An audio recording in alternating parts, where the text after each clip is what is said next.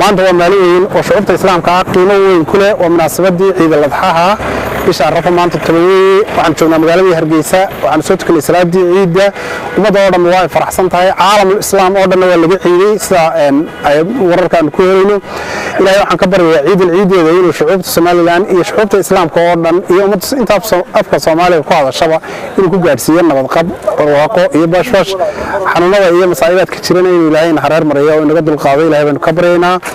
waxaan halkan salaam balaadan ka salaamayaa adduunyada caalamul islaam oo dhan gudaha iyo dibadda waxaan si gaar ah u salaamayaa shacbiga Soomaaliland oo ugu horeeyaan madaxda dhaqanku culimada diinku ciidamada qalabka sida madaxda qaranka aqoon-yahanka dhalinyarada haweenka dhammaan qaybaha bulshada reer Soomaaliland gudaha iyo dibadda salaam baan halkan uga dirayaa waxaan ilaahay ka baryayaa acmaasha wanaagsan ee aynu soo qabanay ee soonku ka mid ah in ilaahay naga aqbalo in ilaahay nagu gaarsiiyo ciideeda dalkeena oo xora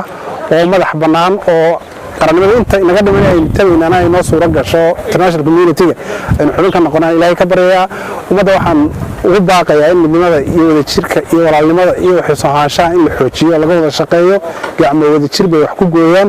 in ummadda cad badan bay leedahay meel looga soo wada jeeso ilaahay waxaan ka baryayaa ciideeda inuu ugu gaarsiiyo barwaaqo iyo bashbash idina waa salaamantihiin qabalna minna minka saaxil rahmaan aniga magacaygu yahay injineeriis Axmed Yaasiin Marxaashi waxaan dadka muslimiinta daafaha adduunyada ku nool aan leeyahay ciid mubaarak dhammaantood ilaahay waxaan uga rajaynayaa duruufaha adag dadka muslimiinta ku jiro in ilaahay ka dulqaado gaar ahaan waxaan salaamayaa bahda isgaarsiinta Soomaaliland iyo bahda Djibouti Telecom aynu wada shaqeyno oo madaxda yahay Casoowe iyagana caafimaad iyo cimri dheer baan dhammaantood u rajaynayaa waxaan iyagana ka baryayaa dadkeena inay noo ilaaliyaan ammaanka